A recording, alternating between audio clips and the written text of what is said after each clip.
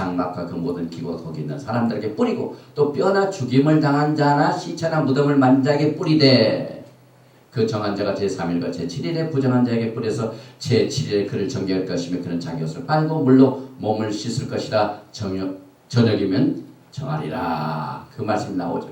그래서 왜 새 한 마리의 피를 뿌리고 7번 뿌리고 왜 그러냐? 우리가 히브리서를 보면은 피의 위력을 설명하고 있죠.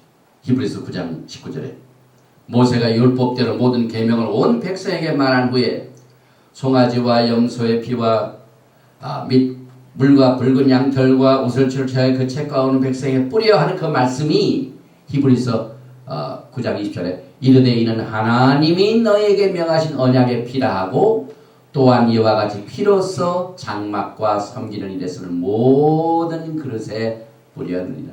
피로써 정결케 되기 때문에 6월절 행사의 중요성이 뭡니까? 양의 피를 뿌림으로 말미암아 그 집에 있는 장자가 안 죽었습니다. 그래서 히브리서 이 말씀은 사실상 구약을 설명해 주는 내용입니다. 그래서 9장 22절의 말씀은 여러분이 잘 아는 말씀이에요. 율법을 쫓아 토라를 쫓아 신약도 토라를 얼마나 강조하지 몰라요. 그의 모든 물건이 피로서 정결케 되나니 피 흘림이 없은즉 사함이 없느니라. 여러분이 이 모든 정결식을 통해 결국은 토라는 누구를 향하고 있습니까? 살아계신 예수와 우리가 예수님을 배웁니다. 토라는 모든 전체가 예수님을 향하고 있어요. 어제 그 성의 마지막 날 샤밧 이스라엘에서 오신 그 유다 출신의 부부가 와가지고 막 찬양을 인도하는데 뭐 이 기타 그 다음에 혼 비리 그 다음에 키보드 사모님은 키보드 하시고 뭐 이걸 찬양을 하는데 그 찬양 중에 뭘 소개를 하냐면요 무슨 내용이 있냐면은 메시아가 오시는데 우리가 그럼 어떻게 그 예수님 메시아를 만날 준비를 할까요? 그런 제목이 질문이 나옵니다. 그 가사 속.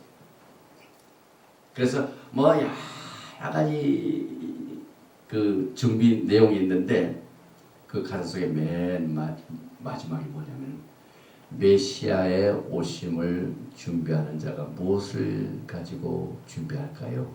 그것은 토라를 공부함으로 준비해야 됩니다. 그 결론이에요. 이게 메시아는 유대인들이 기다리는 거예요. 말라기서 4장에 어둡고 두렵고 정말 혼란한 날이 이르기 전에 내가 엘리야를 보내리.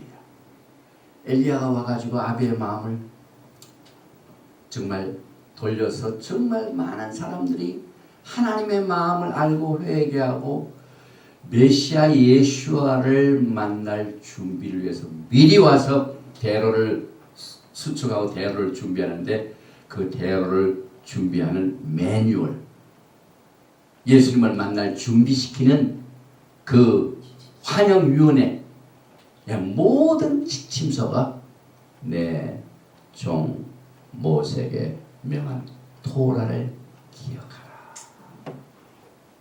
이 토라가 예수님을 맞이할 준비를 하는 매뉴얼입니다, 여러분. 이 교회는요, 지금 만왕의 왕 만주의 주가 오시는 날에 심히 가까우니 때 어떻게 왕을 맞이할 것인가는 의전을 도대체 이해를 못해요. 우리가 지금 지난주에 굉장한 미국에 어려운 일이 있었죠. 금요일날 자정까지 상하 양원이 예산 편성을 하지 아니하면은 미국 정부, 연방 정부가 문을 닫기 일보 직전에 있었어요. 그래가지고 회의를 하고 상원위원장, 하원위원장끼리 공화당, 민주당, 그 다음에 또 백악관에 가서 해가지고 막 그걸 하는데 얼마나 이 정말 어려운 일들이 막 이 텐션이 많이 있는지 몰라요. 그래가지고 미국 전체 뭐 뉴스 카바레가 참 우리 미국 정부가 오늘 저녁에 문 닫는데 문 닫으면 지금 나가서 이라크에서 또 아프가니스탄에서 그 다음에 리비아에서 싸우는 군대 보급도 안 주고 못 줘. 미국의 연방정부의 약 80만이 금요일날 저녁 예산 통과를 안 하면은 나갈 보거든요. 하여튼 기적적으로 그것은 넘겼습니다. 일단. 그런데 여러분과 주변에 지금 보면은요, 어느 것 한 가지는 소망을 가져오는 사건들이 거의 없고 굉장한 사건들이 지금 벌어지고 있습니다. 중동에서는 여기저기 우후적순 경우는 막 이 이슬람들이 정부를 대항해 일어나고, 그 다음에 뭐 일본에는 뭐 지진이 터지고, 미국 정부는 막 재정 적자로 예산 손실로 인해 가지고 막 문을 닫느냐 안 닫느냐.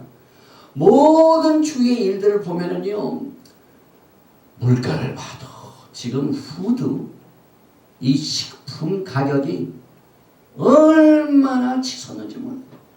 그 다음에 여러분들이 매일매일 쓰는 자동차 값이 지금 4불 넘었어요. 저 우등빌 저기 보세요. 4불 1.1.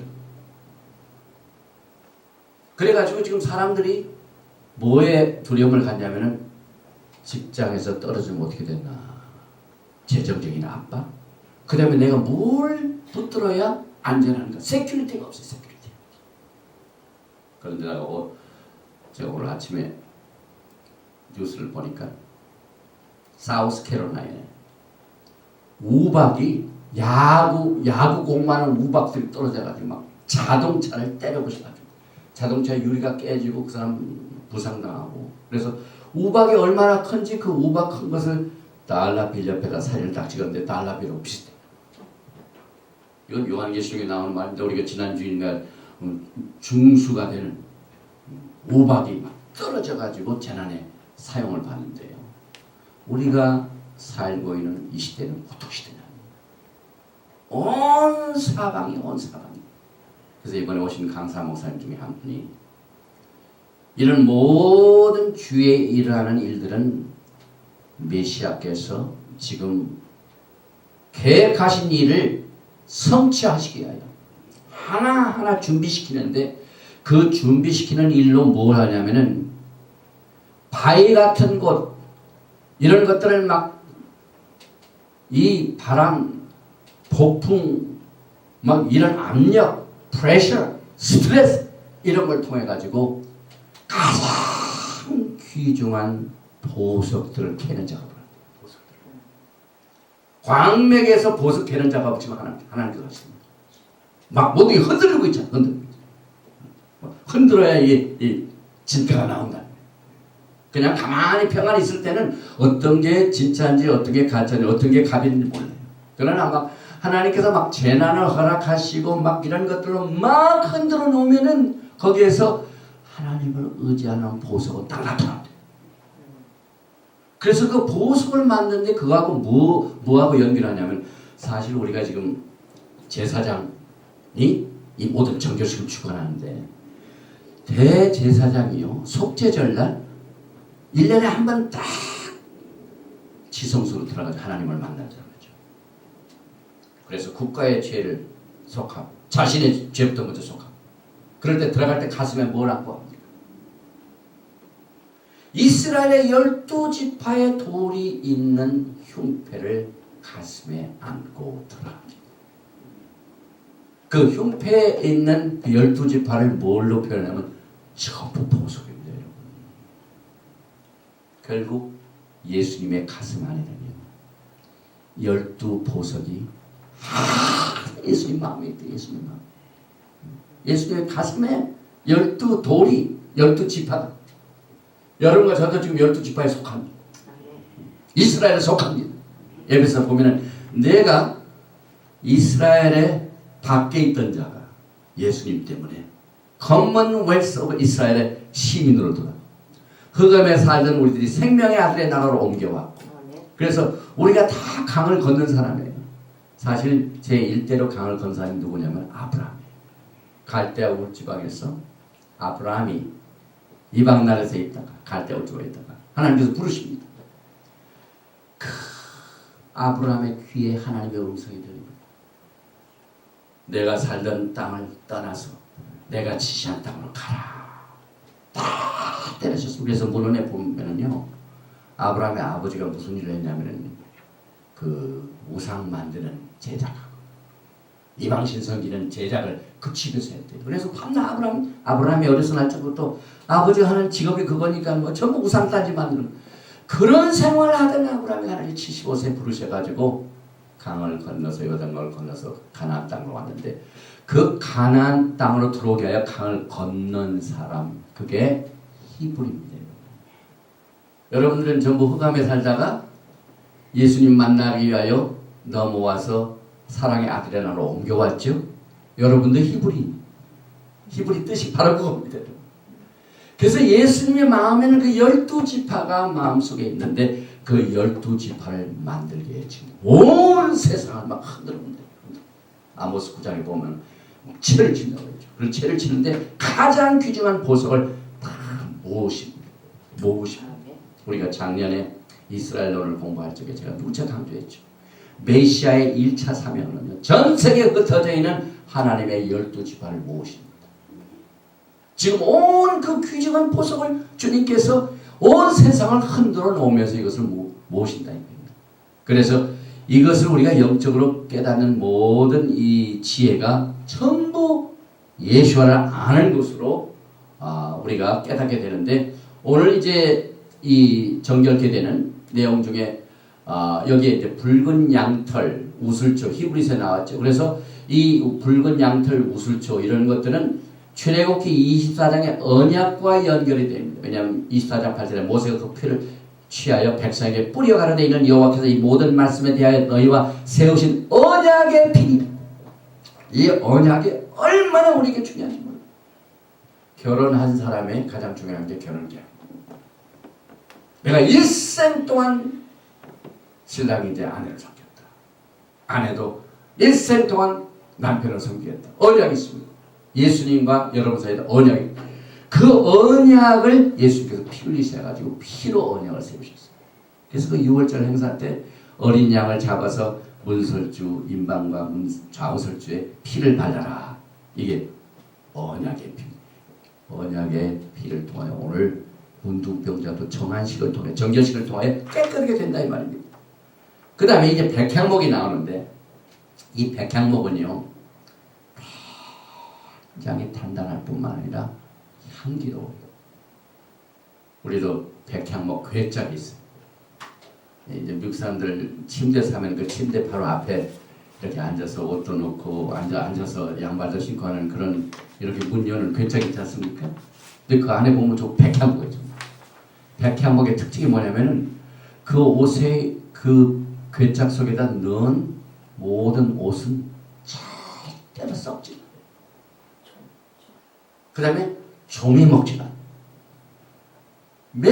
몇십 년이 되더라도 그 백향목 괴짝 안에 있는 옷 이런 것들은 썩지 않고 이 바이러스가 못 들어가고 그 이유는 백향목에서 나오는 향기 때문에 그렇습니다. 아가새 보면 향기가 나오죠. 그 향기를 제일 싫어하는 게 뭐냐면 마귀.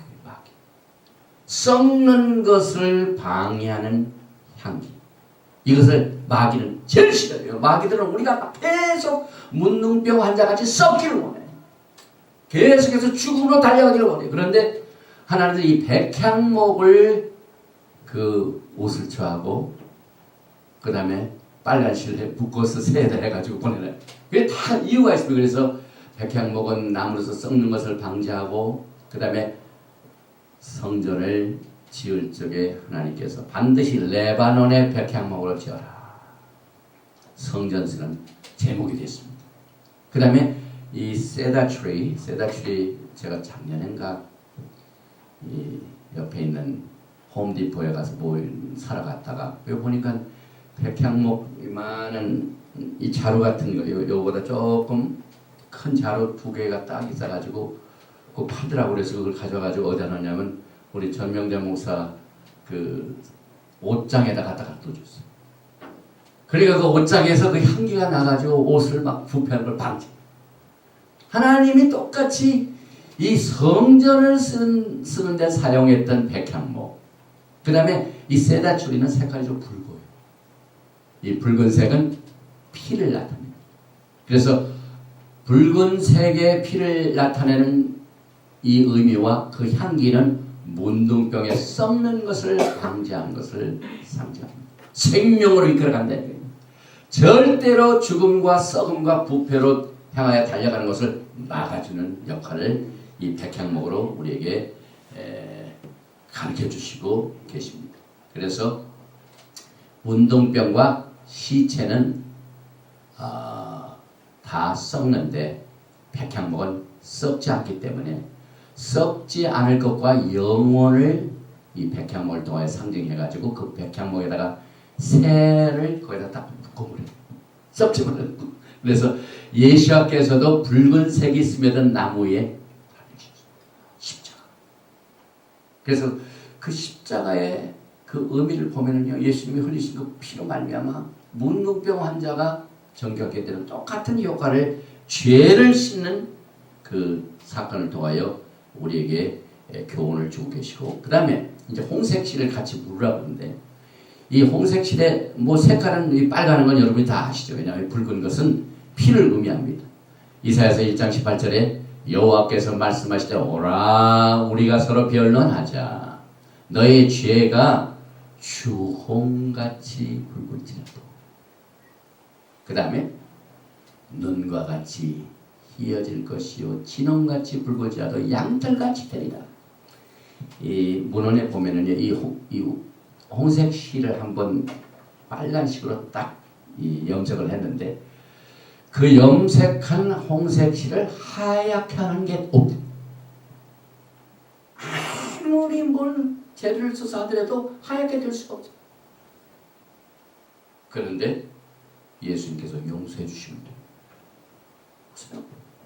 주홍같이 붉을지라도 눈과 같이 이어질 것이요 예수님만이 하셨습니다. 이것은 예수님만이 우리의 죄를 씻으실 수 있는 능력을 가지신 엘샤다이 여호와 하나님 것을 우리가 배우게 됩니다. 그리고 이제 우슬초가 나와요. 히브리말 히썹.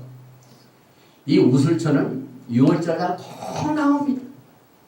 6월절 행사 때 우슬초가 나오는데, 이 우슬초가 언제 사용하냐면 사실상 페인트를 칠하는데, 손으로 페인트를 칠합니까?